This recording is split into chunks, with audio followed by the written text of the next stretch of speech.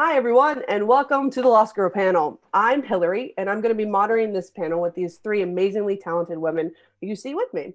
So feel free to say hi and give a little wave as I go around and introduce yourselves.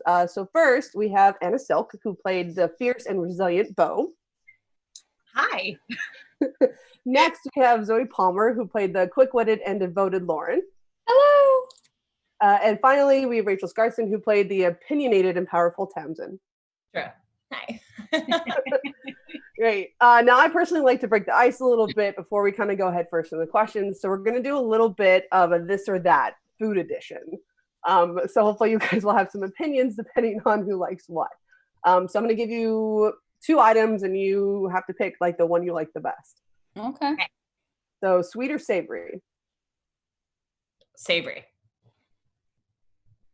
God, it depends. Yeah. Oh, guys, just pick one. If you had to. Sweet.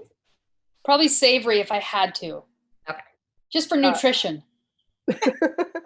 Pasta or pizza? Pizza.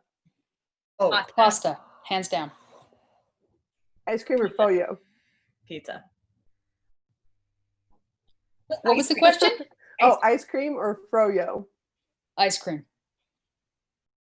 Neither. Maybe froyo, but I don't really like ice cream. I would say ice cream. Okay. Eat in or eat out? Lean in or lean out? Oh, No, eat eat in. in. Yeah. I was like, Lean in. I love a good lean in, I have to say. I mean, it's a toss up sometimes, but most of the time I love a good lean in.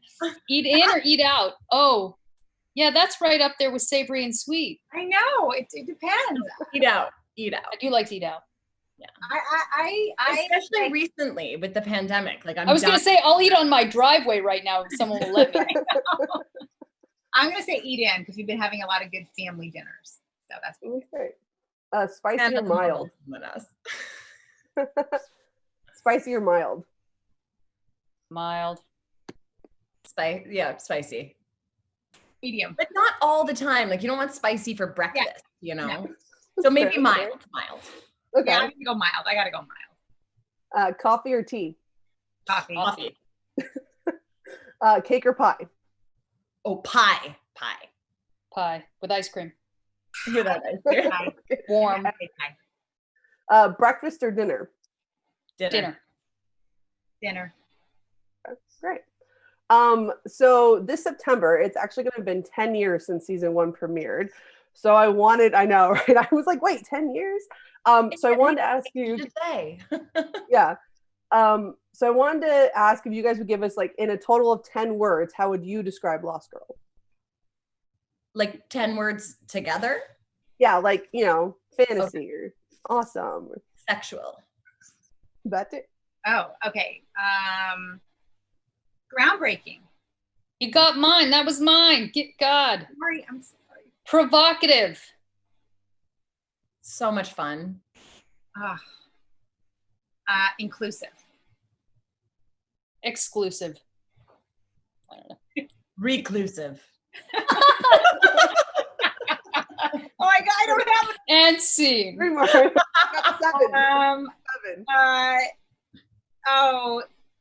Precious. For me, like it was precious. Emily? Yeah, special. Great. Okay. Well, you kind of took Did we some of pass? Yes. Do I get my driver's license? What did we get? That was 10. That's great.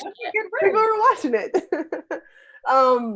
Well, like you said, Lost Girl is such a groundbreaking show and such an important show, especially for the LGBTQ community, because it totally changed supernatural queer culture, especially with the positive bisexual representation. When did you know that you kind of had that like aha moment that this was going to make a huge impact? I know. Let's start with you. Oh, it wasn't until we started seeing the audience reaction. I feel like for me, it wasn't until we did the first type of con in Toronto. I guess it would have been whatever the Toronto con is, which I can't remember right now. Fan Expo. We went out on stage, and I felt like the cheers from the crowd startled us because we were not anticipating that. Because before that, you're making a show in a studio, and you're not you don't know the fan engagement. And then just to see that engagement and then sort of social media and becoming aware of what people were saying, that's when I first realized, was after that first cheer. Zoe? Yeah, I think, you know, as the episode started to air, by the time we got kind of halfway through season 1 and we were seeing kind of the response online, they had asked us to sign up for Twitter. I don't know about anyone else, but the whole reason I joined Twitter was because Lost Girl. And then we started getting feedback, and you could just see the passion that the fans had that I had never experienced on a show before. You know, you work on a show and you get recognized from time to time, but then, you know, as soon as Lost Girl aired, it became so apparent so quickly that we had hit a nerve. Mm-hmm. I actually joined Instagram because of Lost Girl. I remember sitting, and Chris was sitting beside me in like the director chair or whatever. And he always had the like photos with a filter, like the X Pro. That was like Chris's filter. Yeah. Yeah, like, how do you get that cool filter? And he's like, it's this app called Instagram. And then he was like, right now I'm working on getting a 10K, because when you get 10,000, you get a K beside it, your number. And I was like, whoa, Chris, so cool. And then that's why I got Chris. But I would agree with Zoe. I feel like, you know, what surprised me beyond just during the time in our experience on the show is how years later, 10 years later, people still really care about the show. People, you know, still want to talk about the show. People still recognize me from the show. And I think to me that really speaks to how special the show was to so many people. And I guess to us too, because we're still here 10 years later talking about it and friends and that sort of thing. So. That's great. Because, you know, when you're shooting, you just have no concept of anything. You're literally in a box in the dark for months. And so when we were filming it, as much fun as we were having, and we were having so much fun, like our set was such a good place to be. We had no idea until it started to air how it was gonna, like, never once occurred to me that it would end up how it did when we were filming. Oh yeah, that's awesome. So that actually we can lead into one of our first audience questions. And this is from T1 Giant asked, for new members of the Faye family, what do you wish they will take away from the show? You mean people who are seeing it for the first time? People who are seeing it now for the first time. I hope that they have a similar response that everyone else has had, that they see that it's as special as we all did back then. I think it's still relevant. I think it's still, you know, it doesn't feel dated or irrelevant, the type of show, even 10 years later. So I think it can still resonate as much now as it did when it started. Yeah. And I feel like, I mean, part of that is true also because of the sci-fi element to it, you know. We got to tell those kinds of stories in that kind of a world, which makes it it allows big thinkers to see a lot of different things in it. And I feel like today, I mean, people just discovering it today have a whole different frame of what's happening in the world. So I don't know. I think that it will resonate with a lot of people. Rachel, any thoughts? I mean, they sort of really said it beautifully, but I think to me, what I loved about Lost Girl was that in our show, I mean, we obviously made a thing of it, but we didn't. It was just kind of who you loved, and that was that. And I would hope that eventually one day won't be relevant, you know, that is just the norm. I think it's becoming a little bit more and more so. But yeah, I suppose it is still something that, you know, a message that needs to be gotten across. And so I think in that way, our show is still relevant. And I'm very proud. Also, like, outside of the LGBTQ theme that obviously was in Lost Girl and comes up a lot for very good reason, I think the other thing about the show that stands out is that the characters were all such unique interesting, eccentric characters. And even when you weren't exploring those themes that I just touched on, these were really cool characters that were colorful and vibrant and exciting. And I think, everybody had a character on the show that they loved or hated, or whether it was, Kenzie or you, Rachel, or Paul's character, like just such really, outside of Anna and I's dynamic, which was, a thing, there was all of these really fascinating characters that I think were just such standouts, I always am so touched. Like, people come to me and be like, "You're my favorite character on this show." But when someone says it to me on Lost Girl, I'm like, "What?" Yeah. so many good characters. Yeah, I know. There really were so many good characters. Yeah. Like, I wasn't even my favorite character on our show. But I'm going to add an addendum to another audience question. So Tavia asked, what was your favorite part about playing your characters? But I'm also curious, then what was your favorite character other than yourself? So it's a two-parter. So your favorite part about you, and then your other favorite character. So Rachel, let's start with you. The favorite part about Tamsin was how sassy she was, but also so incredibly vulnerable. And to get to play those two sides of her and then see the evolution of her over 3 seasons where, she was super sassy and then she was she became a child essentially. So she was very vulnerable, and then sort of the marriage of the two in the third. And I really liked doing that. And my favorite, I don't even know if I could pick a favorite character on the show. I will say I wish that I could have worked with Zoie a bit more, because we really had fun. We did when we did, eh? Yeah. Yeah. The few times they let us be together. I know. Had a lot of fun. So I would have liked to do that. Zoie, what about you? I think I really, at the very beginning, I loved how little we knew about Lauren, and how sort of she was a bit of a mystery as to what she was like, and I didn't even know either. And I liked the fact that she was like a complete science nerd, so to speak. I hadn't played a character like that, and it was really kind of fun for me to, as the years went on, I was sort of looking. I would have liked to have seen more of her and more sides to her, but I did enjoy playing kind of this nerdy kind of science chick. And then I don't know, my favorite character, I have a hard time with that, honestly, because I don't know that I have one. I witnessed over the 5 years so many incredible moments from everybody. The pilot episode with Paul Amos, I think, is genius.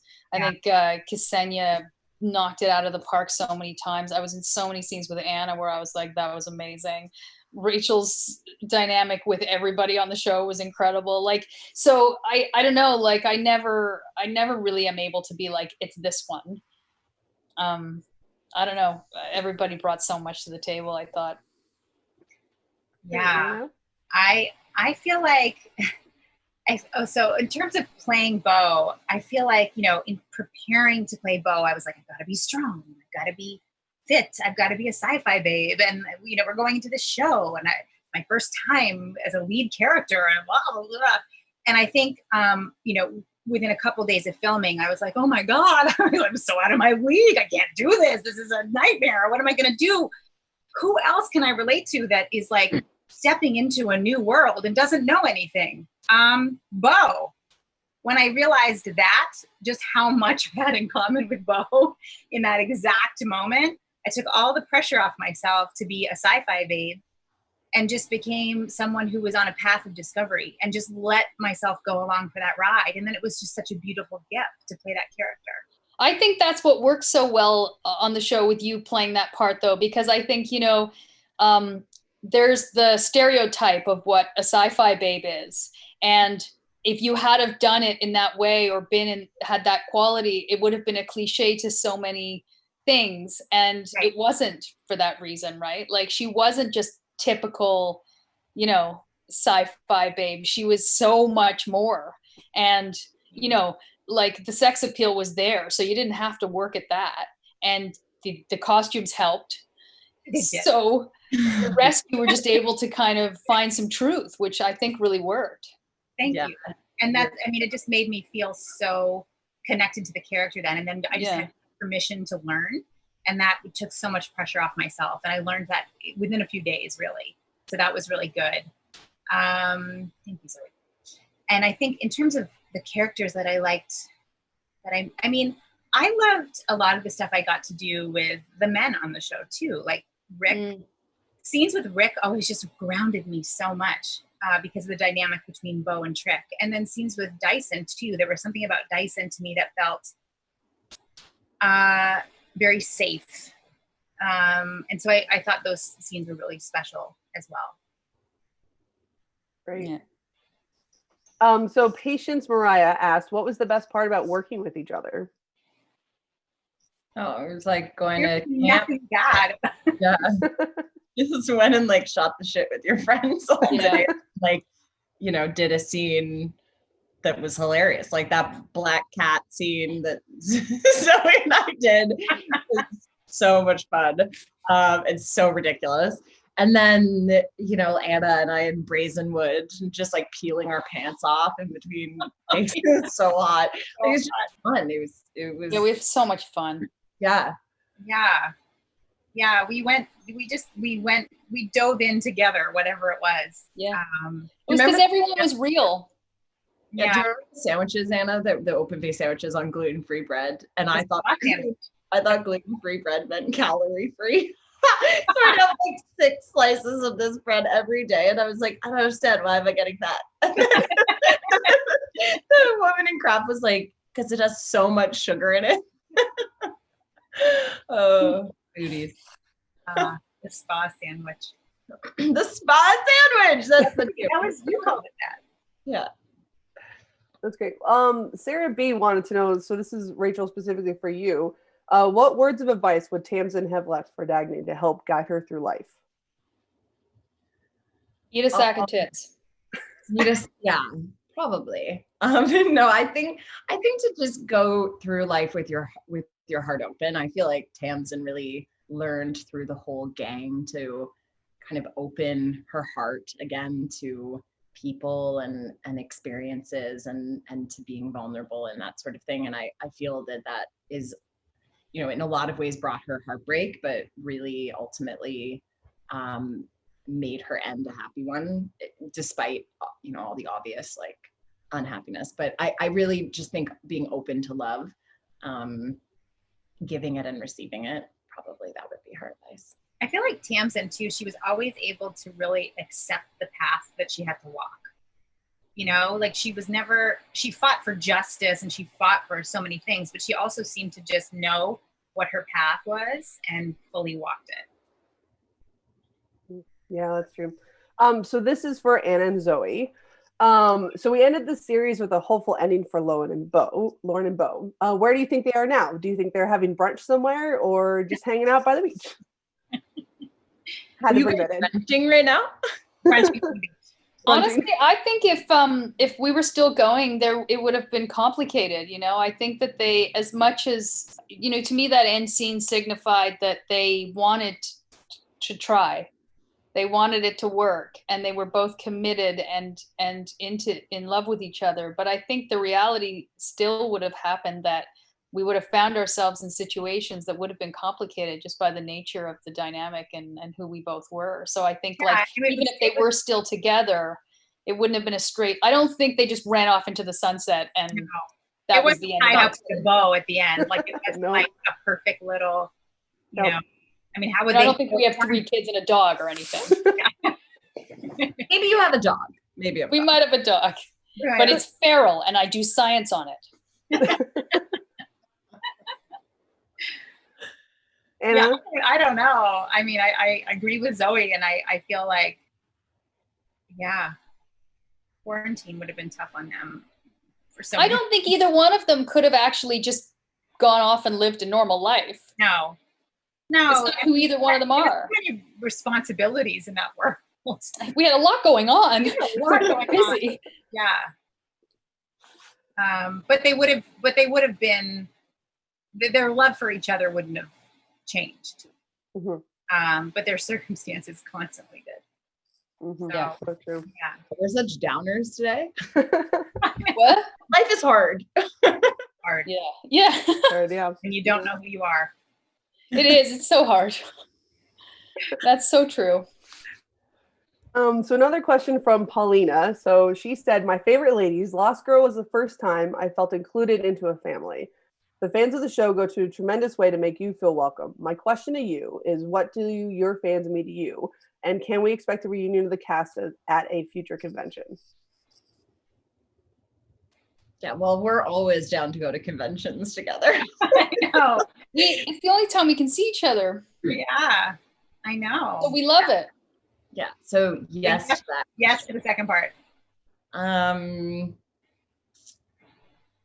To the first, wait, what was the first part of the question? I got What- really Well, passionate. what do your fans mean to you?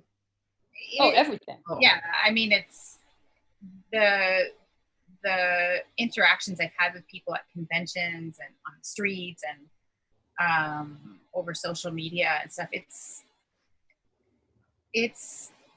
I don't know. I'm always so moved by how much the show has touched people, and how seeing themselves on the screen or their feelings up on screen or whatever it is meant so much to them. So yeah, it means everything. The And how show wouldn't be what it was without the fans. You know what I mean? Like any new project that you have or any new thing that you do, it's like, then they watch that, even if they don't even like that genre of show that you're on or something. You know what I mean? Yeah, Like, they stick with you. yes. Yeah. It's like having a mom who doesn't nag you. Like, it's like, they're so supportive. Like, it's so Yeah. beautiful. Any cause that you're passionate about, like, they support you. Like, it's just really, I know. And how many people have gotten married or developed these incredible international friendships? Yeah. Because the community has been brought together like that. That's really incredible.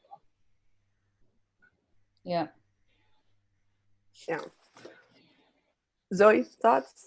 I just am only laughing because for a second there when Anna said, how many people have gotten married? I thought she was asking us. I I was like, I did. what? Yeah, that was just a quick aside. I was just curious. Yeah, like just a quick poll. I was like, I guess Paul. Yeah.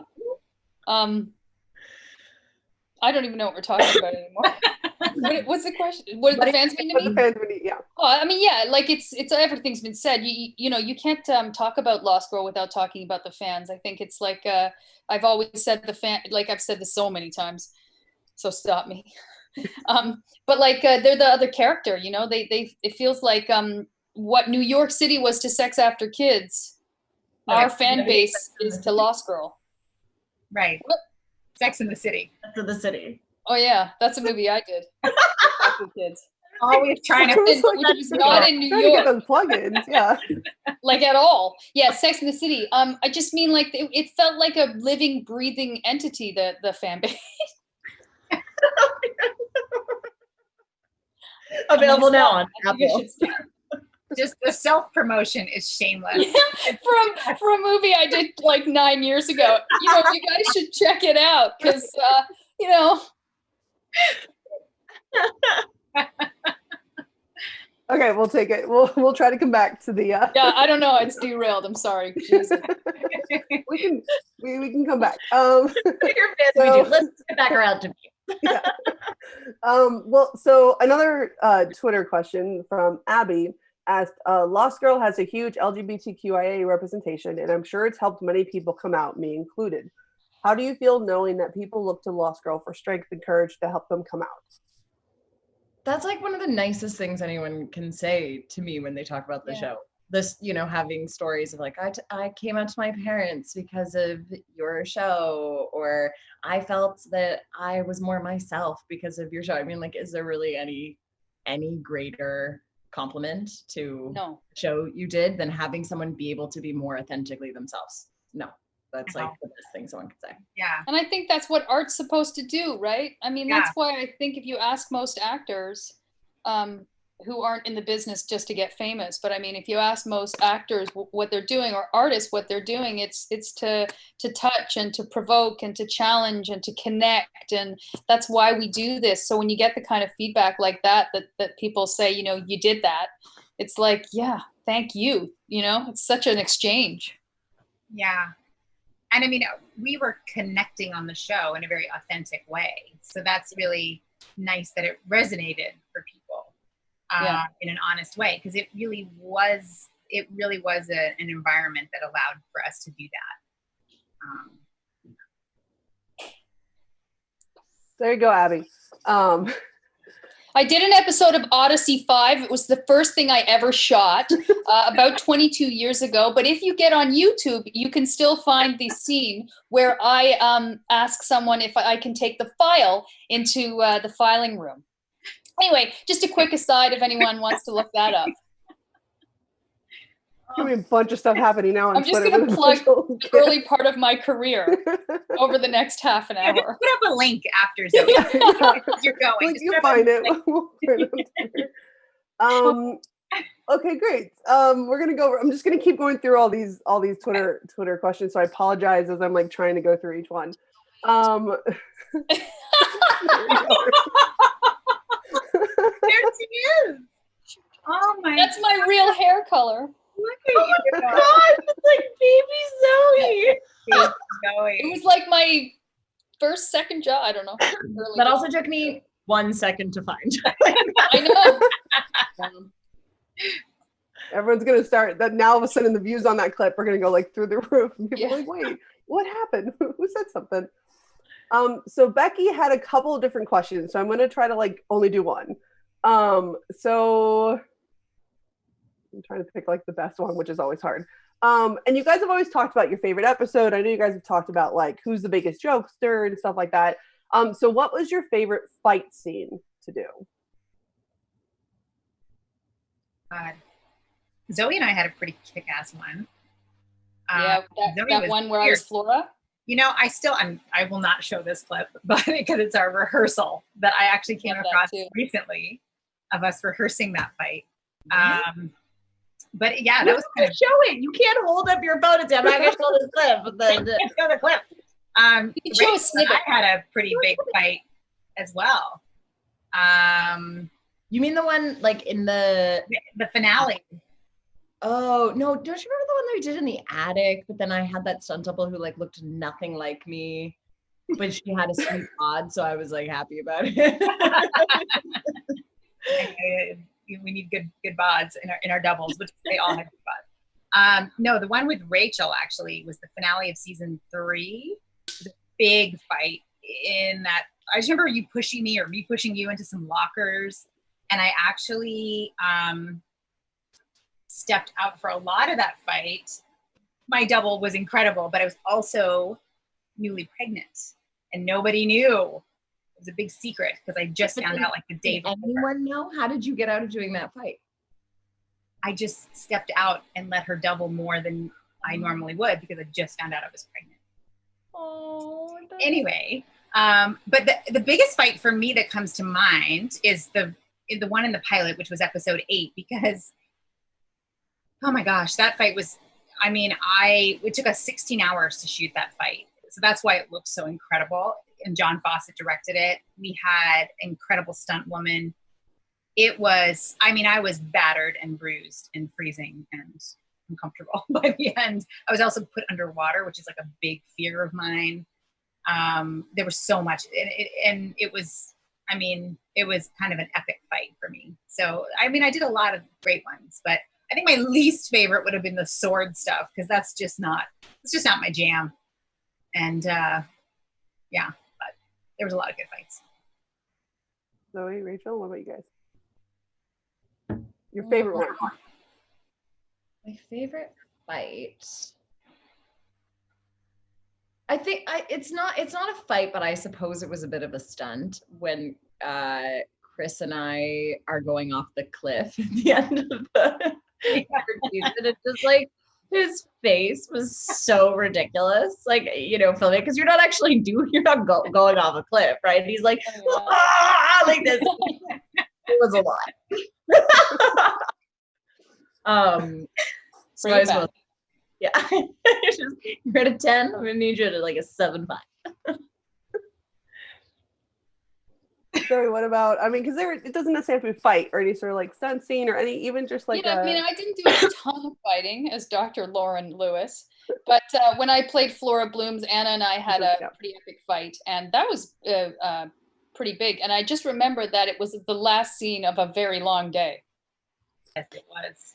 It was the very final scene of like some crazy long day. We were both, and we'd been in every scene already or something. It was like one of those things. And then they started this fight scene that was like, I just remember by the time they said wrap, I think we just collapsed on the studio floor. Yeah. Because it was so intense, that scene. Was it the same day you also had this, like you were doing the singing as well, or did they kind of have I don't remember if I sang that same day. I'm not sure. That was the last scene of the day too. Something was going on. Yeah. Well, that kind of actually brings me to another audience question. Kristen said, Anna, Rachel, and Zoe, you are so talented and fun to watch on screen. I was wondering what a typical day looked like for you while you were filming Lost Girl. She's asking about what time your day started, how long, etc. But go through, for instance, like that day where you said it was such a long day, kind of walk us through like how long it was, kind of what the process was.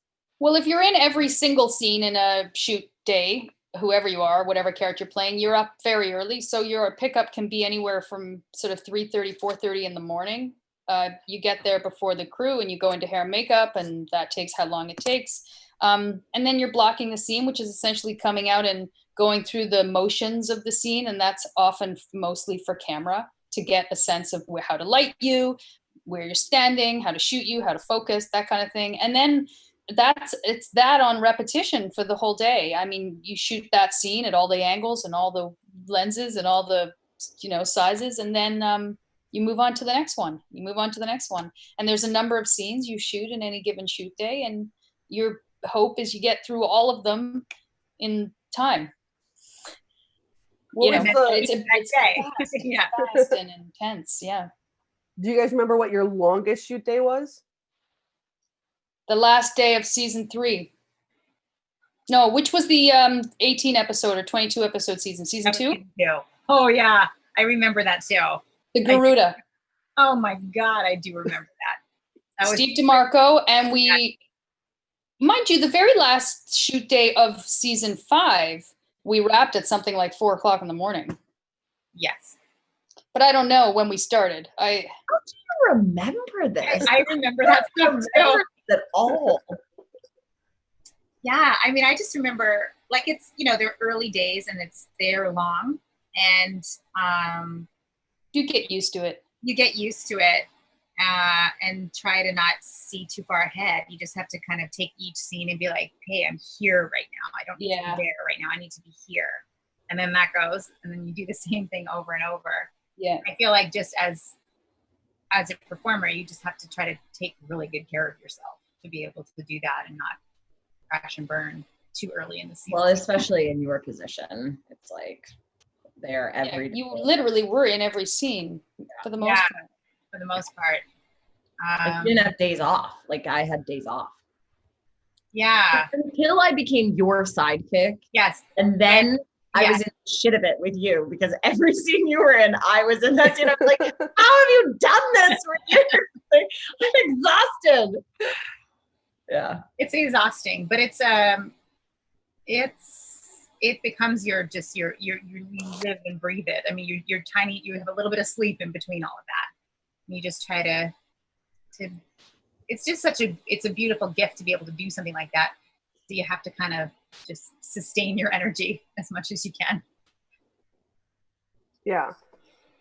What's going on? So you kind of talk about, like you said, Bo, you were as Bo, everything that they threw at you with all the different story arcs and all the different mythology and stuff like that. Was there ever a storyline or an arc that you wish your character had been able to like dive a little deeper, or something that you kind of wish like you would have been able to do? The Wanderer, I bet now. I know, like literally, that's exactly what comes to mind. Just to make sense of that, really. Yeah. I still don't understand what happened there since you brought it up, Rachel. I will have no, but it's the first thing that did come to mind. And I literally was going, should I bring that one up? I don't know. But it is the first thing that came to mind because, but understand this, I had just had my first son. So I was coming back to set. He was 6 weeks old. And I was trying to make sense of this storyline. And so I thought, is this postpartum brain where I can't figure this out, or like what's happening here? It was also because sort of the people making a lot of the creative decisions couldn't decide what that relationship should be. So like there was a kiss between us, and then they thought we should be more like brother and sister. So you kissed. We never know. Yeah, we never knew what was happening, and you know, it was really hard to make sense of. I just know I was on a train, my boobs were full of milk, and this lovely man, As they will be. This lovely man was my acting partner, and he was so great, and I never really got to connect with him in a way that made any sense to me. Luckily, he was just handsome and lovely, so that was good. But that storyline was a bit lost on me. So we're starting to sort of wrap up. We have a few minutes left, and so right now there's a lot of people, obviously, with everything going on right now in this world. What's been keeping you personally grounded, and then also, do you have any words of encouragement for fans right now who are having a hard time with everything going on? Zoe? Well, I've really tried to stay as physically active as possible, and that can just mean, you know, I've talked about this before, I'm doing Pilates every morning, literally just on the floor in front of the TV, but then I do try and get out and go for a walk and do something, and even on the days I don't feel like it, and there are those days, I make myself do it because it really does make a difference. And then just trying to stay connected with people as much as possible, you know. I mean, this has been such a hard time for everybody, and whatever outlet, you know, I'm doing music and I'm writing and I'm trying to keep in touch with people and just do as much of that as I can do. And like everybody, I have days where I don't want to get out of bed because this pandemic I'm just over it. But yeah, I think it's about forcing yourself to make the best of the day and stay in the day, because if we think about like how long is this going, that's a disaster. My head will pop off. So I just really try to stay where I am. Rachel? Yeah, I don't think I've like mastered it yet. In the beginning of the pandemic, I was super busy and productive. You know, we made HomeCon and we were like, you know, doing this, that, and the other thing, and then I think I burnt out a little bit, and we had to pause HomeCon out of respect of everything that was happening. And so then it just kind of came to a screeching halt, which I was happy for in the beginning because it gave me an opportunity to like sloth about and, you know, have this like relaxation everyone was talking about in the pandemic. And then I sort of like dipped into depression.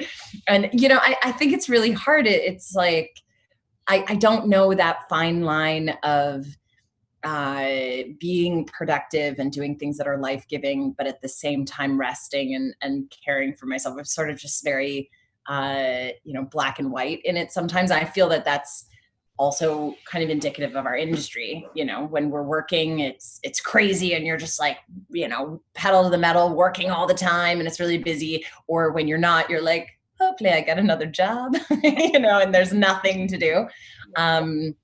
So yeah, I think what Zoe's talking about is the advice I'm trying to take now and giving my day a little bit of structure.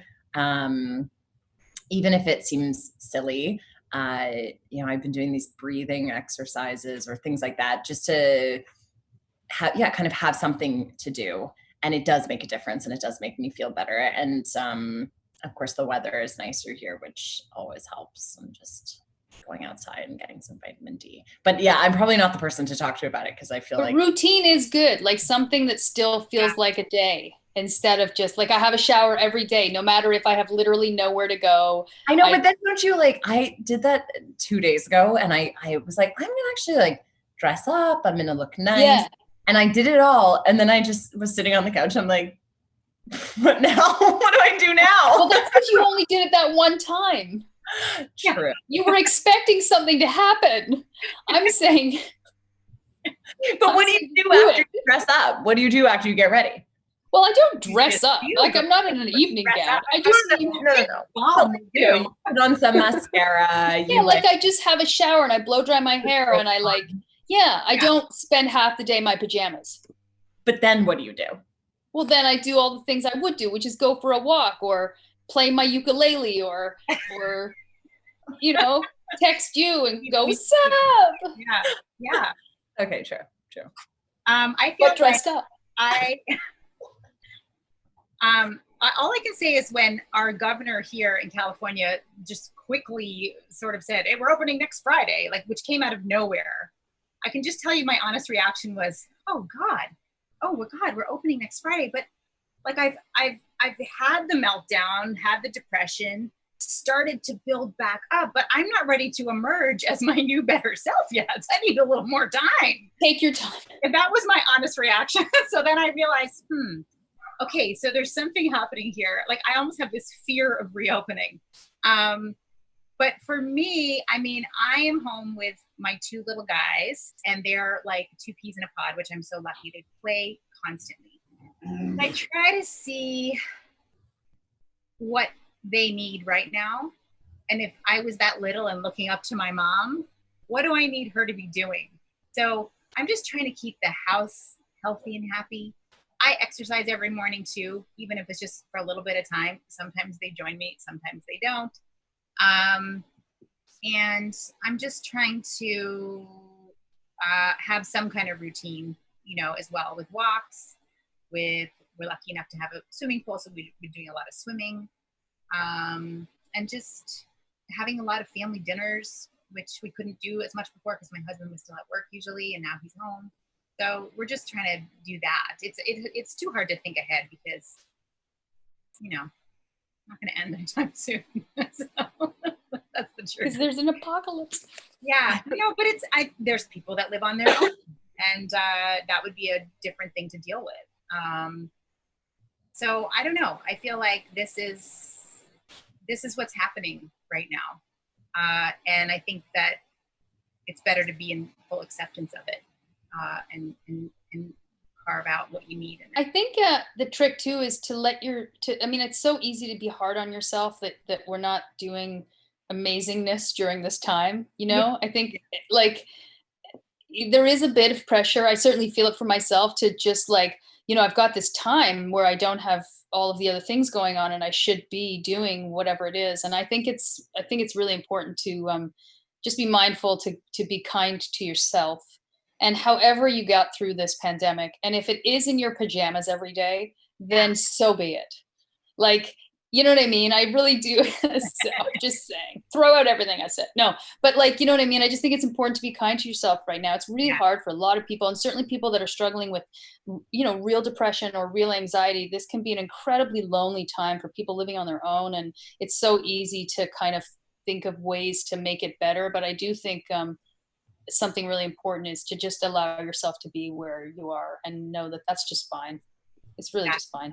Yeah, I spent an entire day sitting on my couch just staring at different parts of the day. So have I. Sure. Yeah. And that's okay. And totally. I mean, I think it's good to try and practice the things like having routine. But if you have a day like that, it's a pandemic. Or 10. Yeah. I know. You don't have to write a 6-book series. You know? I listened to a lot of fun podcasts. Great. Well, awesome. Well, thank you all so much for being with us here today. And for everyone watching, coming up next is the Polyamory 101 panel with the fantastic Nicole Payson. So make sure to stay here and check it out. Also, make sure to check out our Twitter for all information that's coming out today. So thank you again, ladies, for joining us, and we'll see you guys later. Thank you. Bye.